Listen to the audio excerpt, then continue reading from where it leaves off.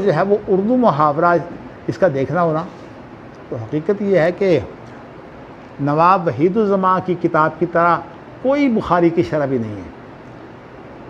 آپ حیران ہوں گے، اس لیے کہ میں بسا اوقات جو چیز سمجھتا ہوں اس کا جائزہ لینے کے لیے جو اردو شروحات ہیں نا، میں ان کو دیکھتا ہوں۔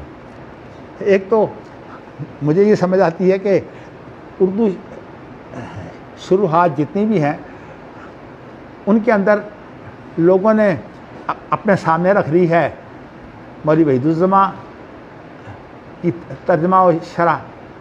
بخاری پر مولوی وحید الزماں نے بہت محنت کی ہے، لیکن ویسے وہ ہر کتاب پر ہی، اور مولوی وحید الزماں کا پتہ لگتا ہے کہ کس طرح وہ علوم و فنون سے بھی واقف ہے، یعنی کوئی معمولی عالم نہیں ہے۔ ہمارے ہاں جو ہے وہ بہت کم ایسے عالم ہوں گے جو مولوی وحید الزماں کی طرح گہرے ہوں۔ اس لیے ہاں جی کیا لبن گدی کے دودھ کو نہیں، دیکھیے فتووں کو نہ لیجئے۔ میں نے آپ کو بتایا ہے کہ جتنے بھی لوگ صحیح رجحان رکھتے ہیں نا، ان کا اسلوب وہ ہونا چاہیے۔ اب کہنے کے تو آپ دیکھ لیں، اور جی شیخ البانی تو فاتح خلف الامام کے قائل نہیں ہیں۔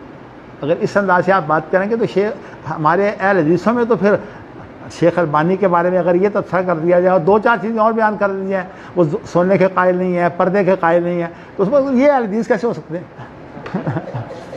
نہیں، یہ اصل میں اس کو صرف وہ لوگ برداشت کرتے ہیں جو اصل میں بڑے پکے۔ لیکن میں آپ کو بتاؤں کہ خاص طور پر جو شیخ البانی کے ساتھ عقیدت رکھنے والے ہیں، جنہوں نے شیخ البانی سے کچھ سیکھا ہے، براہ راست نہیں، براہ راست تو میرے خیال میں اب یہاں چند ایک لوگ ہوں گے، میں ہو گیا، حافظ ثناء اللہ ہو گئے، چند ایک لوگ ایسے ہیں جو شیخ البانی سے جنہوں نے استفادہ کیا ہے۔